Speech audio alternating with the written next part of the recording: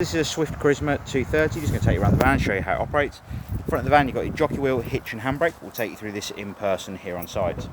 Front locker, you've got your gas bottle with gas pipe work going to the top of the bottle itself. The pipe work that goes into the bottle is a reverse thread fitment, and you've got your gas on-off valve on top of the bottle.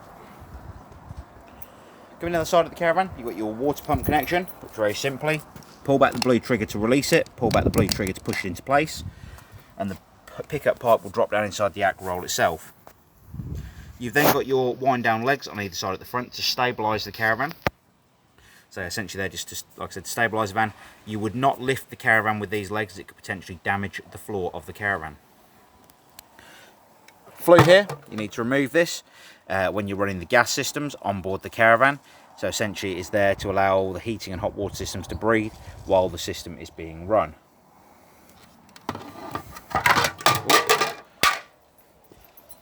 Locker on the side of the van contains your battery box, your motor mover power switch and your mains power lead coming into the van. During the winter, if you wanted to, you could disconnect one of the terminal caps just to allow so the battery doesn't discharge. Very simple, quick release. Push up either the blue or the red cap and it will allow you to disconnect the battery connection. You've then got your fridge vents on the side of the van. They're simply there to allow hot air out the side of the fridge unit and take some cool air in. And also that behind the top one there is a gas flue for when you're running the fridge on gas. Motor mover will demonstrate while you're here on site, and we'll also torque the wheel nuts while you're here on site so you can see they've been tightened correctly. Back of the van, you've got your toilet flush tank, which simply takes 3.5 litres of water and a cap full of the pink fluid prior to use. And in the bottom you have your toilet waste cassette, which you release by pulling out the yellow handle and pulling the cassette towards you. The neck here turns out so you can tip the waste away. The cap is a measure for your blue fluid for the toilet system. And on the back there you've got a yellow pressure relief button, so when you're tipping the waste away it doesn't spit and splatter back at you. You'd put in 1 litre of water into that cassette before use and a cap full of the blue fluid. We also recommend you drain it down before travelling, the same as the cassette above. And to drain down the water tank you pull out this little cap here and it'll allow you to drain that water system down. On the back of the van on either side you've got your wind down legs to stabilise the Caravan. And again, like I said, you'd never lift the van with these. Coming down the door side, you've got your wind down leg on the front of the van. We're going to go on the inside of the van now and show you how it operates from the inside. In the cupboard, straight in front of the door, you'll find your main control switches for the van. This switch here is essentially power on and off inside the van. If this switch is in the central position, the power will be off completely. If you connect it to the car and you're towing down the road and you want to charge the battery on board the Caravan and run the fridge as a cool box, you'll need to have this switch upwards towards the car, as you can see here. And if you're on site, you'll need to have it down on the van position so it works off the 240 mains and the 12-volt system works off the battery on board the van. To the right of that, you've got your water pump switch, which I'll demonstrate in a moment. Test switch on the right-hand side is to tell you how much battery level you've got on the van. Below that you've got your 240 trip switches, and at the bottom you've got your main power switches for the space heater on the end here. You've got your electric water heating in the centre here. If that is off you will have no electric water heating, but we only recommend turning this on when the water system is full. On the end here you have your battery charger, and you'd leave that on at all times so the battery charges as you're travelling down the road. So like I said, the central switch there is the important one, the other two you can leave on at all times. The water heater switch, like I said, you will need to have on to allow the water system to warm up on electric. To fill the water system, you're going to come underneath the seat on the right hand side front of the Caravan. And underneath this seat you will see, just down in here, a yellow valve. That yellow valve is what is known as the drain down valve. When that is parallel with the floor, you are able to fill the water system up on board the Caravan. And if it's upright towards the bottom of the seat, all of the water on board the van will drain straight back out the bottom. So essentially the tube goes through to the floor, through the floor of the Caravan and underneath the van. So the water will literally go straight out the bottom. So like I said, to fill the system, you'll have that valve parallel with the floor. You'll come over to every tap on board the Caravan. Now the water pump is currently turned on, so I'm just going to turn that off so it doesn't start running. And then when you first fill up the Caravan, you're going to have no water coming out of the tap, so it'll be spitting and splattering slightly because may have a little bit in the pipework still. But as you can see, no water pump turned on. So you'll open all the taps up on the hot side prior to turning on the water pump. You can then come over to the control panel inside this cabinet, turn the water pump on, and the water system will start filling up. Now, as you can probably see from that, I've actually already filled the water system up to speed up the process of doing the video.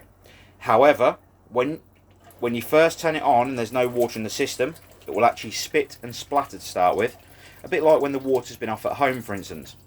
Once the water system is full, as it is now, you can turn all of the taps back off. So that's the two taps on your sink, on your two sinks, sorry, and the sink on your the tap on your shower. Once them taps are shut up, you can start warming the water on either electric, which is that switch in there, or the gas, which is on this control panel just behind us. So we've got the ultra store switch, which is very simple to use. You'll make sure the gas is turned on in the front locker. Just waiting for that to clear up, but I do apologise it hasn't yet.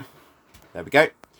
To get the gas to come onto the water heater, you'll very simply grab hold of the grey circle on the outside with this little tab on it, and you'll spin it to the gas symbol. So this little tab is pointing at the gas symbol.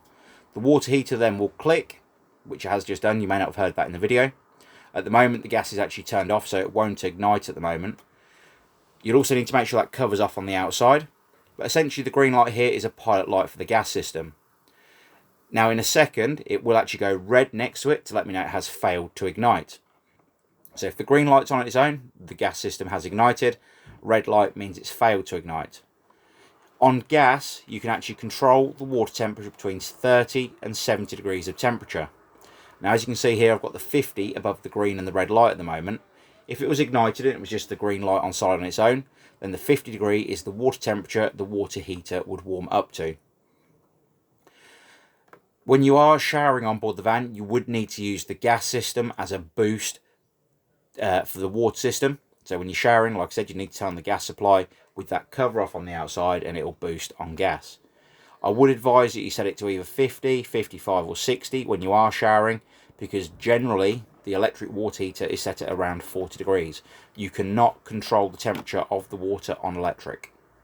So that is your gas and electric water heating. Like I said, the electric water heat switch is in that cupboard, the central switch, and that is your gas operation for the water heater. Below that, you have your switch for the electric heating on board the Caravan. Now, what you need to do is ask the site office when you arrive on site how much power you can run your heating and hot water, your hot heating system on. Now, if they say 500 watts, you'll spin it to the 500 watts. If they say 1,000, you go to the 1,000 and 2,000, etc.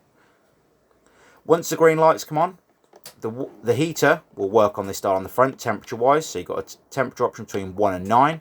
And essentially, that is the amount of elements it is going to warm up inside the heater. Obviously, the lower you go, the cooler the heating will be. The higher you go, the hotter the heating will be. If you want to turn the heating off, you can spin it back to the off position in the centre here. The heater, the same as the water heating, also works on gas. So on top of the heater itself, you've got a dial here that you can spin between 10 and 9. Press down the gas valve and hit the igniter.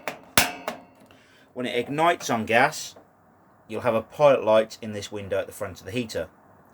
Once that pilot light is there, we advise you hold down the gas valve for a further 5 to 10 seconds, then slowly release the gas valve and you'll be able to control the temperature of the heater on the dial on top.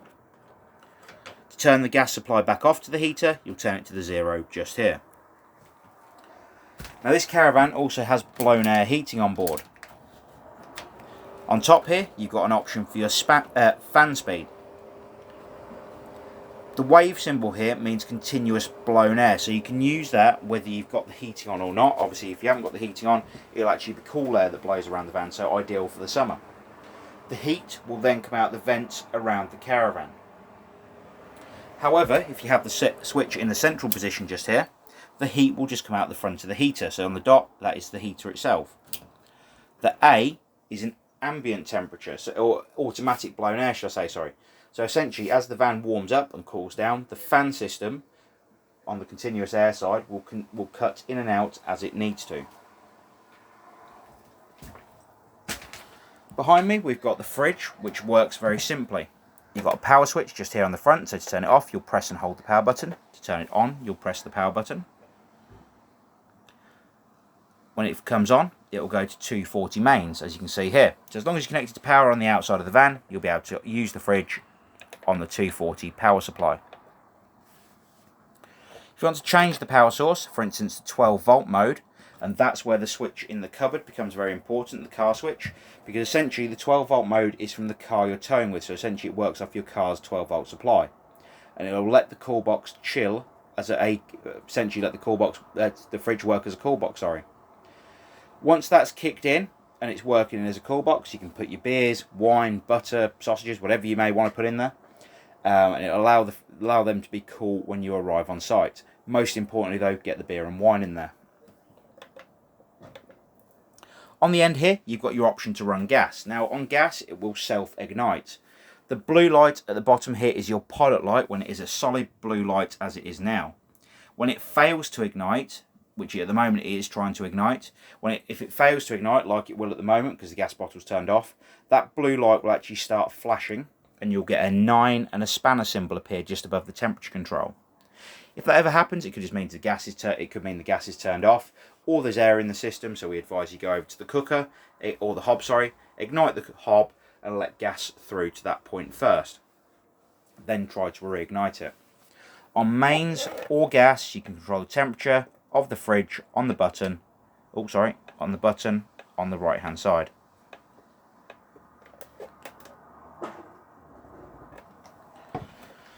Microwave will work off your 240 volt supply, the same as the electric ring on the back of the hob, and the rest of the hob, grill and oven will work on your gas supply. Going into the bathroom, which is the last point of the Caravan we'll go through, you have a pump flush on the toilet, which you pump up and down to flush your toilet system.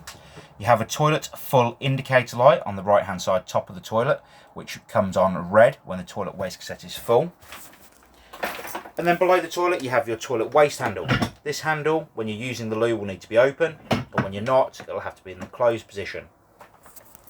The toilet seat does turn for your convenience, however when you are removing the toilet waste cassette from the outside of the van, you need to make sure that toilet seat is in the position it is now, as it will stop you from removing the cassette. Also, the grey handle below the seat will need to be in the closed position, again to allow you to remove that cassette. So that is the Swift Charisma 230. If you have any further questions on the Caravan, please don't hesitate to give us a call here at the Caravan Company and we'll be more than happy to help. We appreciate your business and we look forward to seeing you here on site soon when you collect your Caravan. Thank you for now. Bye bye.